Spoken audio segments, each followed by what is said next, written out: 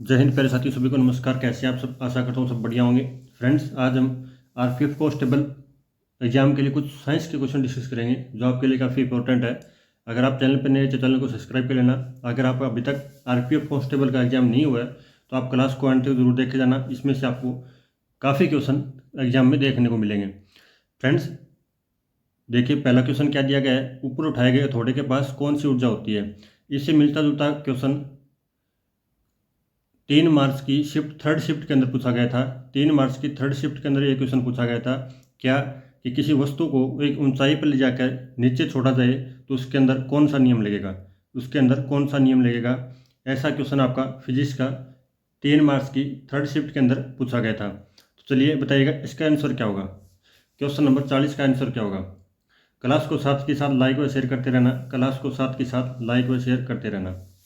देखिए, ऊपर उठाए गए थोड़े के पास कौन सी ऊर्जा होती है? यांत्रिक ऊर्जा, गतिज ऊर्जा, स्थिति ऊर्जा, मांसपेशी ऊर्जा। कौन सी होती है? ऊपर उठाए गए हथौड़े के पास कौन सी ऊर्जा होती है? तो ऊपर उठाए गए हथौड़े के पास पूछा है तो वो आपकी स्थित ऊर्जा होगी। कौन सी स्थित होगी? ऑप्शन आपका सी हो जाएगा। ऑप्शन आपका सी हो जाएगा। नेक्स्ट क्वेश्चन आपका, निम्नलिखित में से कौन सा स्थित ऊर्जा का उदाहरण नहीं है? कौन एक स्थित ऊर्जा का उदाहरण नहीं है? 4 ऑप्शन दिए गए हैं।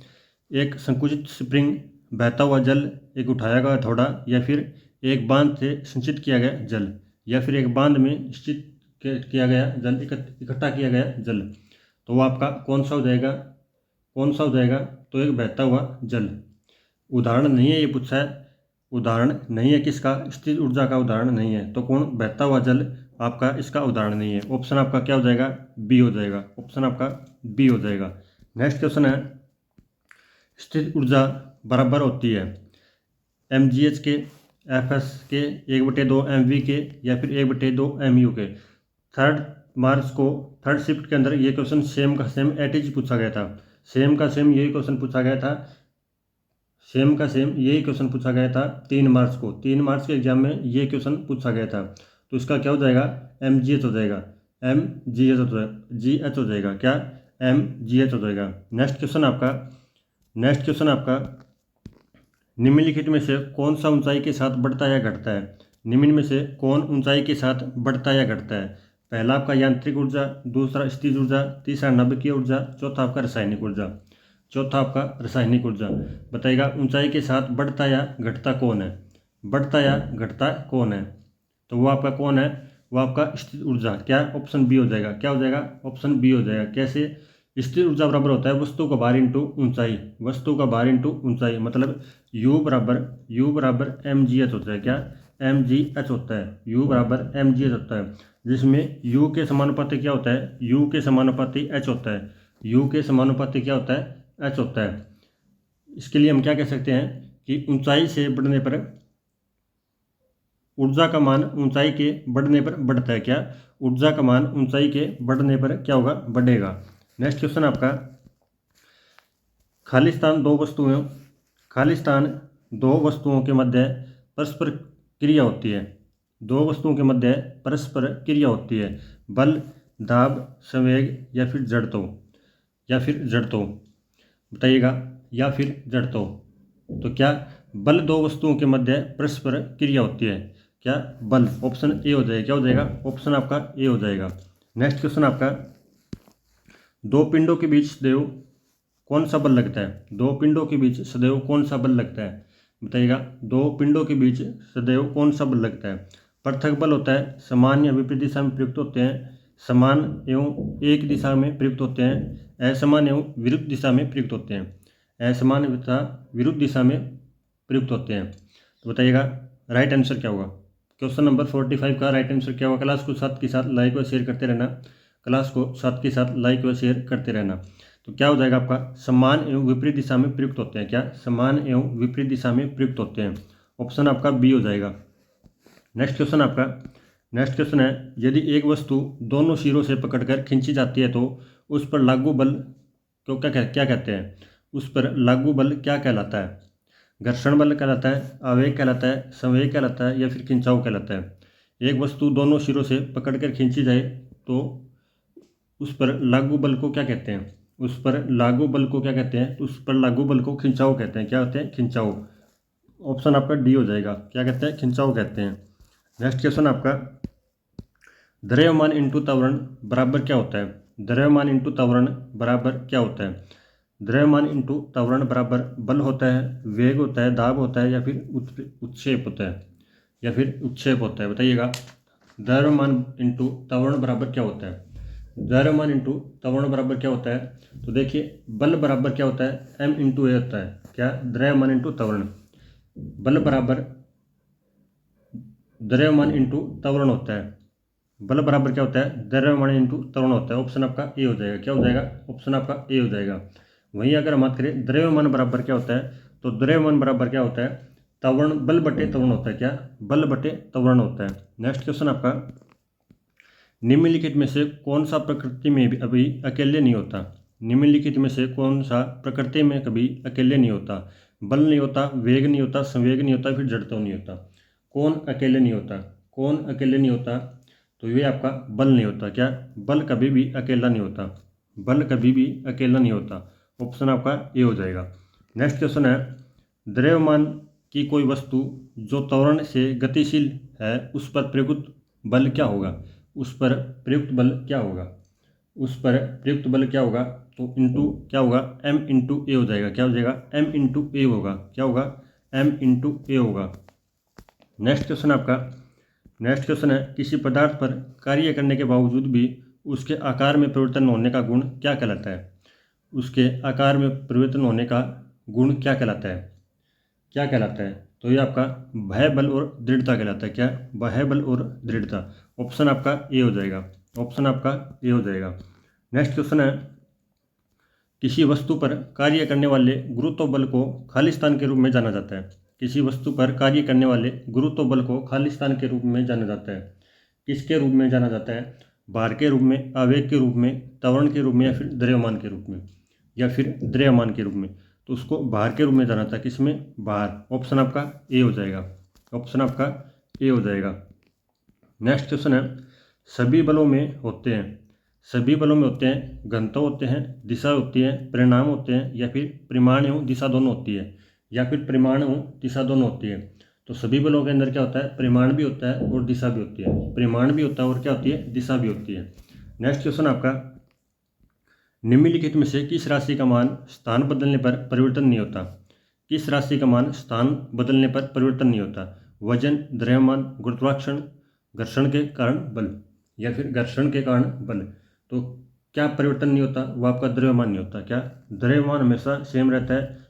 किसी भी राशि का स्थान बदल लो लेकिन वो परिवर्तन नहीं होगा।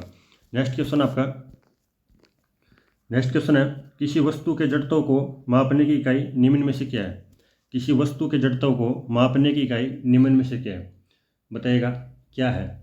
घनत्व है, द्रव्यमान है, आयतन है, तापमान है? तो बताइएगा। तो किसी वस्तु के जड़त्व को मापने की इकाई आपका द्रव्यमान है। क्या है? द्रव्यमान है। ऑप्शन आपका बी हो जाएगा। ऑप्शन आपका बी हो जाएगा। नेक्स्ट क्वेश्चन है, द्रव्यमान बटे में आयतन बराबर क्या होगा? द्रव्यमान बटे आयतन बराबर क्या होगा? आयतन बराबर क्या होगा? तो क्या होगा? एम बटे वी किस में होता है? एम बटे वी आपका किस में होता है? घनत्व में होता है। किस में? घनत्व में। डी। ऑप्शन आपका बी हो जाएगा। डी बराबर क्या होगा? एम बटे वी होगा। डी बराबर एम बटे वी होगा। नेक्स्ट क्वेश्चन आपका, यदि बल F और त्वरण A दिया हुआ हो तो वस्तु का द्रव्यमान ज्ञात करने का सूत्र क्या होगा? यदि बल F दिया हो और त्वरण में A दिया हो तो वस्तु का द्रव्यमान M हम कैसे ज्ञात करेंगे? वस्तु का द्रव्यमान M कैसे ज्ञात करेंगे? तो M बराबर क्या हो जाएगा आपका? F बटे A हो जाएगा। अभी के पीछे क्वेश्चन में हमने किया था F बटे A हो जाएगा। M बराबर F बटे A हो जाएगा। अभी पिछले क्वेश्चन के अंदर हम किया था। नेक्स्ट क्वेश्चन है, किसी वस्तु का खाली स्थान नियत है और स्थान बदलने पर भी नहीं बदलता। किसी वस्तु का खाली स्थान नियत है, भार नियत है, वेग नियत है, गति नियत है, फिर द्रव्यमान नियत है और उसका स्थान बदलने पर नहीं बदलता। तो ये क्वेश्चन अब किया था क्या? द्रव्यमान। ऑप्शन आपका डी हो जाएगा। ऑप्शन आपका डी हो जाएगा। नेक्स्ट क्वेश्चन है, वेग समय ग्राफ रेखा का ढलना क्या कहलाता है? वेग समय ग्राफ पर रेखा का ढलना क्या कहलाता है? बल कहलाता है, दूरी कहलाती है, समय कहलाता है, या फिर त्वरण कहलाता है? वेग समय ग्राफ पर रेखा का डालना क्या कहलाता है, तो आपका त्वरण कहलाता है। त्वरण बराबर क्या होता है, वेग परिवर्तन बटे समयांतरण। क्या होता है त्वरण बराबर वेग परिवर्तन बटे समय, वेग परिवर्तन बटे समय। तो राइट आंसर क्या हो जाएगा आपका, ऑप्शन डी हो जाएगा, क्या, त्वरण। नेक्स्ट क्वेश्चन आपका, द्रव्यमान बटे बल बटे द्रव्यमान बराबर क्या होगा, बल बटे द्रव्यमान बराबर क्या होगा, तो बल बटे द्रव्यमान बराबर आपका त्वरण होगा, क्या, त्वरण हो गया। ऑप्शन आपका सी हो जाएगा, ऑप्शन आपका सी हो जाएगा। नेक्स्ट क्वेश्चन आपका, वेग में परिवर्तन की दर को क्या कहते हैं, वेग में परिवर्तन की दर को क्या कहते हैं, बल कहते हैं, गति कहते हैं, संवेग कहते हैं, फिर त्वरण कहते हैं। वेग में परिवर्तन की दर को त्वरण कहा जाता है, क्या, त्वरण कहा जाता है। ऑप्शन आपका डी होगा, ऑप्शन आपका डी होगा। नेक्स्ट क्वेश्चन है, एक समान तल वाली सीधी सड़क पर एक नियत त्वरण पर दौड़ने वाली कार के संबंध में इनमें से कौन सा कथन सत्य है, इनमें से कौन सा कथन सत्य है, ये हमें बताना है। चार ऑप्शन दिए गए हैं, कार का वेग शून्य होगा, कार का त्वरण शून्य होगा, कार का वेग निरंतर बदलता रहेगा, या फिर कार का त्वरण बदलता रहेगा, या फिर कार का त्वरण बदलता रहेगा। तो राइट आंसर क्या हो जाएगा आपका, कार का वेग नियंत्रण बदलता रहेगा, क्या, कार का वेग बदलता रहेगा।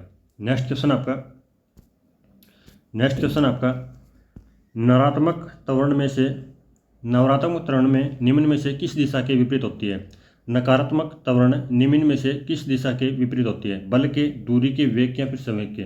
बताइएगा, नकारात्मक त्वरण निम्न में से किस दिशा के विपरीत होती है, तो नकारात्मक त्वरण आपकी वेग के विपरीत होती है, किसके, वेग। ऑप्शन बी हो जाएगा, ऑप्शन सी हो जाएगा, क्या, ऑप्शन आपका सी हो जाएगा, ऑप्शन आपका सी हो जाएगा।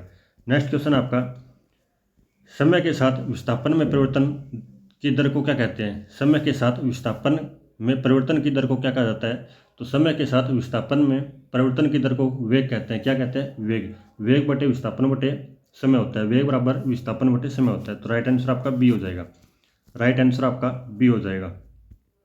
नेक्स्ट क्वेश्चन आपका, चाल, दूरी और समय का सही संबंध क्या है, चाल, दूरी और समय का सही संबंध क्या है, बताइएगा, सही संबंध क्या है, चाल, दूरी और समय का, चाल, दूरी और समय का। तो देखिए, चाल बराबर क्या होता है, दूरी बटे समय होता है, चाल बराबर दूरी बटे समय होता है, चाल बराबर दूरी बटे समय होता है। तो इसके अंदर आपका समय बराबर डी इंटू टी हो जाएगा, क्या, चाल बराबर दूरी बटे समय होता है। तो राइट आंसर आपका ऑप्शन बी हो जाएगा, एस बराबर डी अपॉन में टी, एस बराबर डी अपॉन में टी।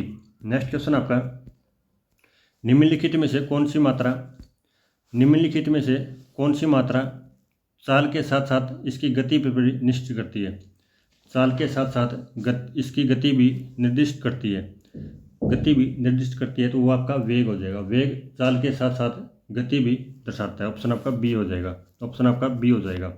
नेक्स्ट क्वेश्चन आपका, यदि कोई गतिमान वस्तु समान समांतर में असमान दूरी तय करती है तो इसे क्या कहते हैं, बताइएगा, कोई भी गतिमान वस्तु समान समांतरण में असमान दूरी तय करती है तो इसको क्या कहते हैं, तो इसको क्या कहते हैं, तो इसको क्या कहते हैं, बताइएगा, राइट आंसर क्या होगा, तो इसको असमान गति कहते हैं, क्या, असमान गति कहते हैं। ऑप्शन आपका सी हो जाएगा, ये असमान गति कहते हैं। नेक्स्ट क्वेश्चन आपका, नेक्स्ट क्वेश्चन आपका, औसत चाल और औसत वेग खालिस्तान वस्तु की गति दर्शाते हैं, औसत चाल और औसत वेग खालिस्तान वस्तु की गति दर्शाते हैं। कम दूरी में, लंबी दूरी में, दिए गए समांतरण के दौरान, या फिर समय की एक विशेष अवस्था में, या फिर समय की एक विशेष अवस्था के अंदर। तो ये दिए गए समय के दौरान, क्या, दिए गए समय के दौरान, ऑप्शन आपका सी हो जाएगा। औसत चाल बराबर क्या होता है, कुल दूरी बटे कुल समय होता है, और औसत वेग बराबर क्या होता है, कुल विस्थापन बटे कुल समय होता है, कुल विस्थापन बटे कुल समय होता है। नेक्स्ट क्वेश्चन आपका, नेक्स्ट क्वेश्चन आपका, खालिस्तान वह भौतिक राशि है जो कभी भी ऋणात्मक नहीं हो सकती, खालिस्तान वह भौतिक राशि है जो कभी भी ऋणात्मक नहीं हो सकती। तो वो आपकी क्या, दूरी, दूरी कभी भी ऋणात्मक नहीं हो सकती। बल ऋणात्मक हो सकता है, त्वरण हो सकता है, वेग हो सकता है, लेकिन दूरी नहीं हो सकती, क्या, दूरी नहीं हो सकती। नेक्स्ट क्वेश्चन आपका, यदि किसी वस्तु द्वारा तय की गई दूरी शून्य है तो वस्तु का विस्थापन कितना होगा, वस्तु का विस्थापन कितना होगा, बताइएगा। यदि किसी वस्तु द्वारा तय की गई दूरी शून्य है तो वस्तु का विस्थापन क्या होगा, ऋणात्मक होगा, शून्य होगा, धनात्मक होगा, शून्य भी हो सकता है या नहीं भी हो सकता। तो वह आपका शून्य होगा, क्या होगा, शून्य होगा। ऑप्शन आपका ए हो जाएगा, ऑप्शन आपका ए हो जाएगा। नेक्स्ट क्वेश्चन आपका, समय के साथ किसी वस्तु का वेग दिखाने वाले ग्राफ को क्या कहते हैं, समय के साथ किसी वस्तु का वेग दिखाने वाले ग्राफ को क्या कहते हैं, वेग दूरी ग्राफ कहते हैं, वेग गति ग्राफ कहते हैं, वेग समय ग्राफ कहते हैं, या फिर वेग विस्थापन ग्राफ कहते हैं, या फिर वेग विस्थापन ग्राफ कहते हैं। तो ये आपका वेग समय ग्राफ हो जाएगा। क्या? वेग समय ग्राफ हो जाएगा, वेग समय ग्राफ हो जाएगा। नेक्स्ट क्वेश्चन आपका, वेग और समय का गुणनफल क्या प्रदान करता है? वेग और समय का गुणनफल क्या प्रदान करता है? दूरी प्रदान करता है, गति करता है, समय करता है, विस्थापन करता है? तो वो आपका विस्थापन करता है। क्या? विस्थापन करता है। ऑप्शन आपका डी हो जाएगा। तो चलिए फ्रेंड्स, मिलते हैं कि नेक्स्ट क्लास में। क्लास अच्छी लगी तो क्लास को लाइक और शेयर करते रहना, और आप चैनल पर नए हैं तो चैनल को सब्सक्राइब कर लेना। जय हिंद, जय भारत।